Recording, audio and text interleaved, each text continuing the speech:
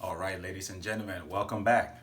Let's jump back into the hierarchy of controls as regards hazards, right? Could be hazards in the workplace, hazards at home, in school, what have it. Now, if you look at the board right here behind me, I have the hierarchy of controls already listed out for you. As you can see, if you encounter a hazard, the first thing you want to think about is elimination, right? So for instance, if this bottle of dry erase is hazardous, instead of trying to figure out what to do with it or how to keep us safe, we just eliminate it. Problem taken care of, right? But I need to clean up the board, so we need something.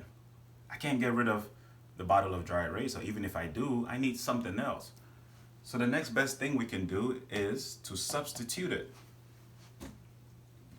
A good substitute for cleaning up our boards could be water, right? Very good substitute. So if we substitute it and that works out for us, we can proceed with the job. But let's say that's still not sufficient, right? The next step on the hierarchy of controls will be moving on to the engineering controls. And engineering control in this instance is a bottle, because a bottle keeps the water contained and it prevents me from spilling it. So that's an engineered control to keep this intact.